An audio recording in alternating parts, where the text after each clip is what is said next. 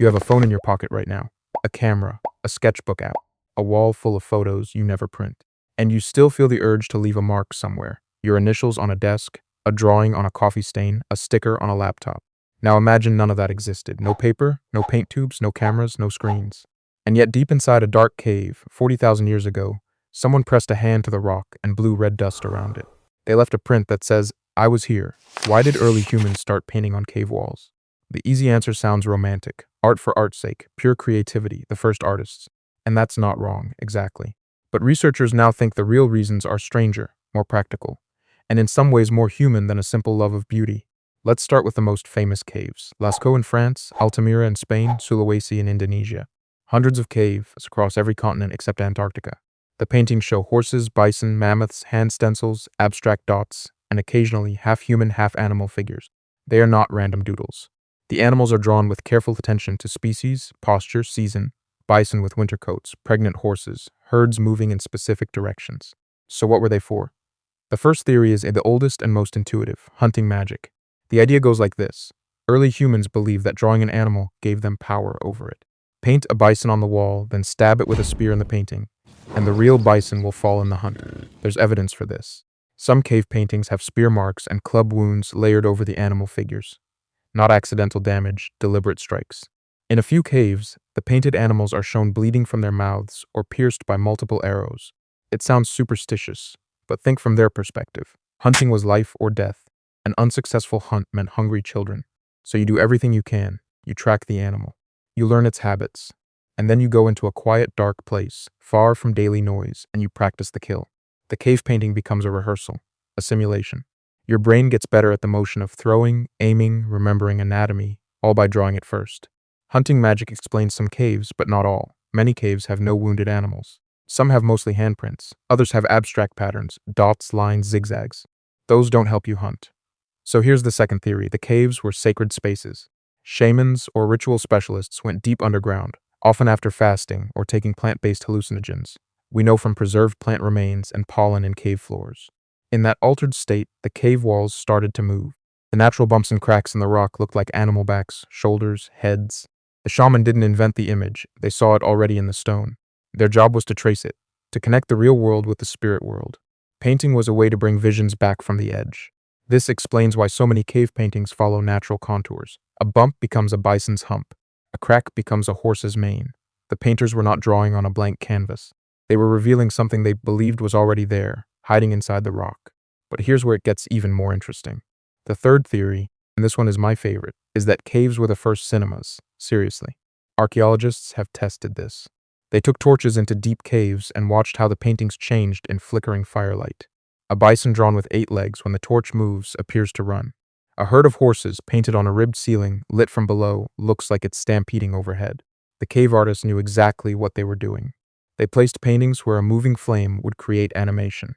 Some caves have carved grooves in the floor that perfectly hold a stone lamp. The painter or storyteller would stand in that exact spot, raise the light, and the walls would come alive. The cave was a theater. The audience was maybe 10 people, the whole band, sitting in darkness, watching horses run and lions hunt, listening to a voice tell the story. No screens, no projectors, just fire, rock, and charcoal, and it worked for thousands of years. Now here's the surprising sub-fact that most people don't know. The oldest known cave painting is not a majestic bison or a charging rhino. It's a hand stencil. A child's hand, actually. In the Maltravieso cave in Spain, there's a handprint made by a kid around age 8, dated to at least 64,000 years ago. That's older than modern humans in Europe. That hand was probably Neanderthal. Think about that for a moment. A child, 8 years old, presses their palm to a cold limestone wall. Another person, maybe a parent, maybe a friend, blows pulverized red pigment over it. The hand lifts away. A white ghost print remains. No bison, no hunt, no shamanic vision.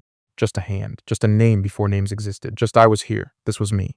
Hand stencils are the most common cave painting across the entire world. Same technique. Same red or black pigment. Children's hands and adult hands. Sometimes they overlap, as if whole families press together. Those prints are not magic spells.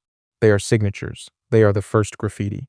The first way a human being said, "This place matters. We were here. Remember us." And that connects to something we all feel today. You take a photo. You write a journal entry. You carve your initials into a tree.